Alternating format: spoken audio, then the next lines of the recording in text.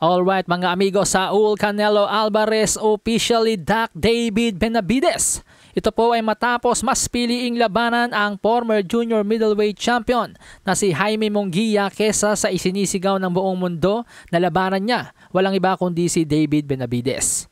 Grabe talaga ang laki ng takot ni Canelo kay Benavidez mga amigos dahil mantakin nyo binali niya mismo ang kanyang palusot noon na kaya daw niya ayaw labanan si David Benavidez ay dahil ayaw na niyang labanan ng kapwa Mexican. Pero ayun, si Jaime Munguia ang kanyang piniling labanan, isa ring Mexican. Sabi nga po ni Salvador Rodriguez ng ESPN Mexico sa kanyang post sa social media, sa May 4 ang laban sa T-Mobile Arena hatid ng PBC at Amazon Prime pati na rin ng DAZN pay-per-view. Pero ayon po sa report ni Mr. Dan Rafael, ito daw po ay hindi co-promotion ng Golden Boy at ng PBC. So hindi siya parang tulad ng laban ni Tank Davis at Ryan Garcia.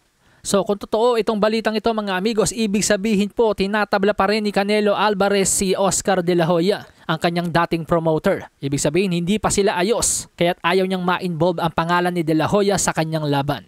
Sa ngayon wala pa pong tugon si Oscar De La Hoya sa balitang hindi siya kasali sa usapang Munguia at Canelo.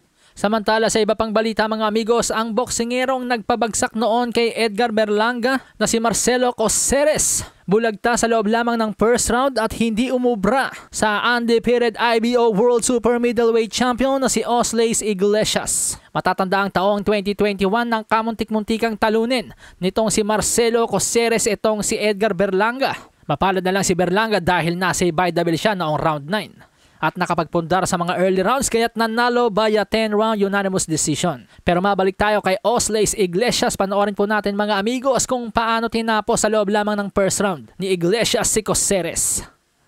Boom! Ayun po mga amigos, isang left hook to the head, equilibrium shot, tanggal ang balanse. At hindi na nga po nakatayo pa si Marcelo Coceres. Noong una mga amigos, akala ko benta lang tong laban na to, parang drama lang. Pero mali po ako ng aking akala, sadyang napakalakas pala talagang sumuntok nitong si Osleis Iglesias. Kasi panoorin nyo po itong laban na to mga amigos. Jab pa lang lumuluhod na yung kalaban kaya akala ko drama lang o benta. Pero nung pinanood ko po yung replay mga amigos, jab pa lang biyak na pala talaga yung mukha ng kanyang kalaban. Ibig pong sabihin, ganun talaga kalakas ang puwersa ng kanyang suntok.